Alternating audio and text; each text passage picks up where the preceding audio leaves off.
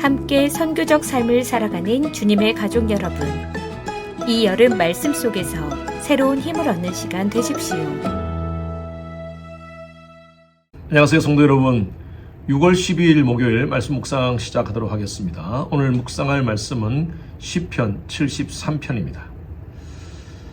지금까지 저희들이 민수기를 묵상했고요. 오늘부터는 시편으로 다시 돌아왔습니다. 73편 1절부터 5절까지 말씀 같이 함께 읽겠습니다. 1절부터 읽습니다. 하나님이 참으로 이스라엘 중 마음이 정결한 자에게 선을 행하시나 나는 거의 넘어질 뻔하였고 나의 걸음이 미끄러질 뻔하였으니 이는 내가 악인의 형통함을 보고 오만한 자를 질투하였음이로다. 그들은 죽을 때에도 고통이 없고 그 힘이 강건하며 사람들이 당하는 고난이 그들에게는 없고 사람들이 당하는 재앙도 그들에게는 없나니. 여러분, 신앙생활 잘하고 계십니까? 신앙생활을 잘한다는 것은 아무 문제 없이 그냥 하나님 말씀대로 순종하면서 또 때로는 고난이 있더라도 고난을 잘 이기면서 끝까지 주님 바라보고 살아가는 것입니다. 그런데 우리 대부분의 우리들은 참 힘듭니다. 왜냐하면 때로는 이해가 안 되는 일들이 우리 주위에 일어나기 때문입니다. 하나님을 잘 믿고 신앙생활 잘하는 사람들은 영적인 복도 있지만 이 땅 가운데 육적인 복도 하나님께서 허락해 주신다고 약속해 주지 않습니까? 그렇다면 사업도 잘 되고 자녀들도 잘 되고 또 가정에 어려움도 없고 우환도 없고 병도 없고 좀 그렇게 해야지 뭔가 때깔이 나지 않겠습니까? 우리가 예수 믿는 티가 나고 좀 그렇게 되지 않겠습니까? 그런데 예수를 믿고 사는데 왜 이렇게 문제가 많은지요? 왜 이렇게 어려움이 많은지요?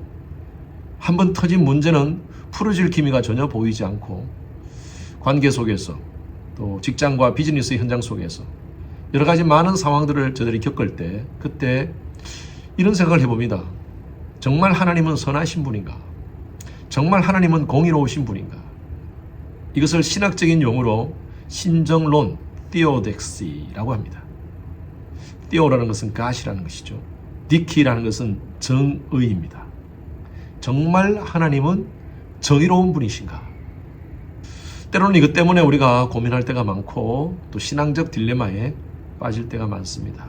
정말 하나님이 살아계시다면 어떻게 하나님을 믿는 나에게 이런 일이 벌어지는가?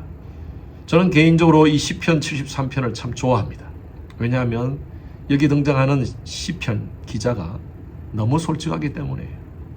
이 시가 언제 쓰여진지 모르지만 수천 년이 지난 지금 오늘날 우리의 현대인의 삶 속에서도 신앙생활하는 우리에게 가장 적용이 되는 말씀인 것 같아요.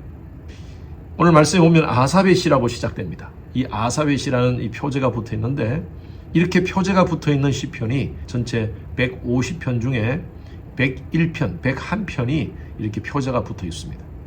다윗의 시라고 적혀 있는 것이 73편이고요. 그리고 아삽의 시라고 적혀 있는 것이 13편입니다.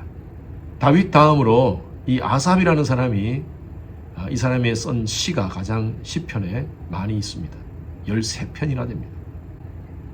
이 아삽은요, 당시에 레위 지파로서 찬양을 인도했던 사람이었던 것 같아요. 여러분, 찬양을 인도했다는 것은 단순히 그냥 찬양 인도자 정도가 아니라 목회자입니다. 이 당시에 영적인 지도자로서 역할을 했던 사람이에요. 근데 그는 이 시를 통하여서 솔직하게 이렇게 표현합니다. 한번 1절 보십시오. 하나님이 참으로 이스라엘 중 마음이 정결한 자에게 선을 행하시나. 이 말씀의 문맥의 의미는요, 하나님은 참 정결한 자에게 선한 행위를 하시는 분이십니다 라고 얘기하기보다는 정말 하나님 선하신 분 맞습니까? 라고 따지는 겁니다. 아주 반어법적인 표현이에요. 이것이 정말 하나님이 선하신 것인가? 왜 이런 질문을 했겠습니까? 그 다음 보십시오. 2절. 나는 거의 넘어질 뻔하였고 나의 걸음이 미끄러질 뻔하였으며. 여러분, 이 말이 무슨 표현입니까? 넘어진다, 미끄러진다. 이 말은 낙심할 뻔했다는 겁니다. 실망했다는 것입니다. 시험될 뻔했다는 것입니다. 우리도 신앙생활 하다 보면 이런 일이 발생하지 않습니까? 내가 믿음 좋고 하나님 잘 믿는다고 하지만 정말 보니까 어떻게 이럴 수가 있는가? 그 이유가 뭐예요? 왜 이 사람이 이렇게 시험될 뻔했습니까? 3절에 보니까 이는 내가 악인의 형통함을 보고 오만한 자를 질투하였으리라. 악인이 형통하다는 것입니다. 악한 짓을 하고 나쁜 짓을 하는 사람이 잘 먹고 잘 산다는 거예요. 세상적으로.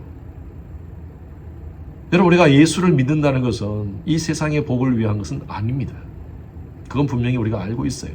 그럼에도 불구하고 내 영혼이 잘된 같이 범사에 잘되고 강건하기를 내가 간구하노라, 이 말씀대로 영혼이 잘되면 범사가 잘돼야 되지 않습니까? 그것이 우리가 예수를 믿는 목적 중에 하나 아닙니까?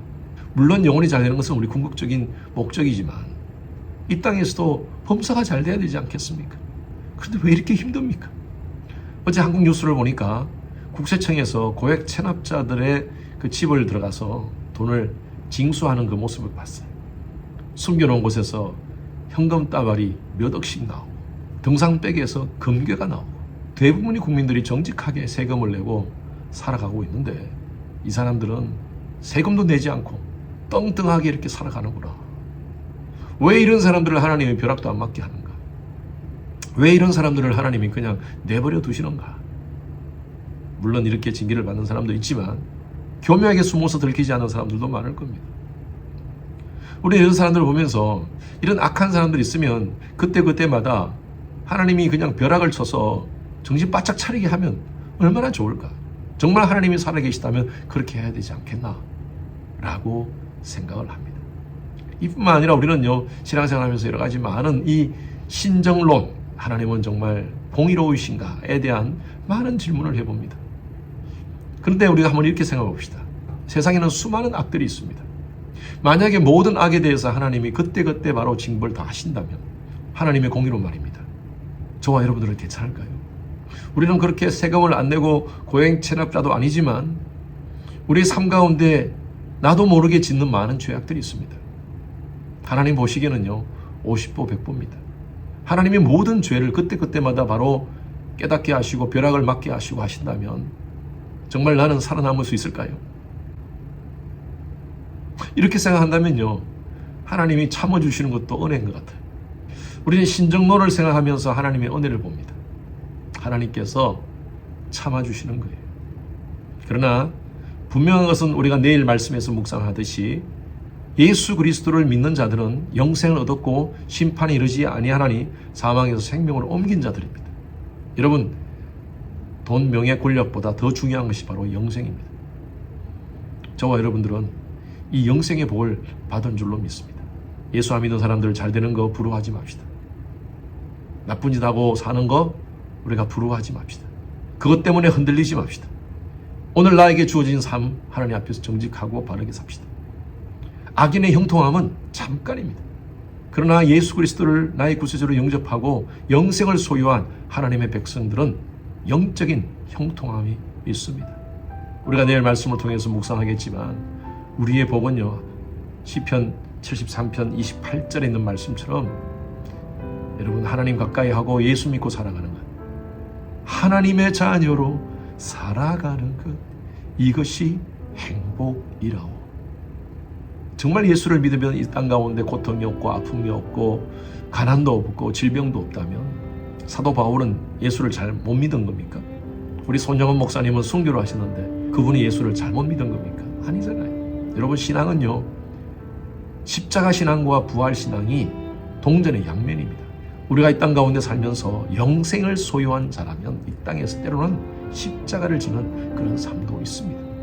내게 닥쳐진 여러 가지 문제들, 아픔들, 고난, 하나님께서 허락하신 줄 알고요, 하나님의 주권을 인정하면서 오늘도 믿음으로 천국 백성으로 살아가시는 여러분 되시기를 주님의 이름으로 축원합니다. 주님, 하나님의 자녀로 이 땅 가운데 살 수 있다는 것이 얼마나 감사한지요. 때로는 우리가 우리의 마음이 약해서 악인의 형통함을 바라보면서 우리의 마음이 흔들릴 때가 있습니다. 그때마다 우리에게 영생의 은혜를 주신 하나님의 그 사랑에 감사하면서 십자가 신앙, 부활 신앙을 가지고 믿음으로 주님 바라오며 달려가는 그런 저희들의 삶의 여정이 될 수 있도록 인도하여 주시옵소서. 하나님을 가까이 함이 우리의 진짜 복이라는 사실을 믿고 감사하는 오늘 하루 되게 하여 주시옵소서. 감사드리며 살아계신 예수 그리스도 이름으로 기도드렸습니다. 아멘. 목요일 기도 제목으로 함께 기도하겠습니다. 미국과 한국을 위해서 기도해 주시기 바랍니다. 대통령과 위정자들에게 지혜와 분별력을 주시고 그들을 보호해 주시도록 기도해 주시고요. 진영 간의 갈등이 사라지고 정치, 경제, 외교, 안보, 교육 등이 안정될 수 있도록 기도해 주시기 바랍니다. 두 번째로 오스틴 지역 한인교회와 목회자들을 위해서 기도해 주시기 바랍니다. 복음의 본질을 붙잡아 혼합주의, 세속주의에 흔들리지 않는 각 교회들 될 수 있도록 우리 목회자들을 위해서 기도하실 때 담대히 말씀을 선포하여 교회마다 영적, 양적 부흥이 일어날 수 있도록 기도해 주시기 바랍니다. 선교사님을 위해서 기도합니다. 아프리카 차드 김영습 선교사님, 요르단의 김재문 선교사님, 알래스카 이글리버 교회 이홍래 목사님, 브리치 미니스트리 김영수 간사님을 위해서 함께 기도하시겠습니다.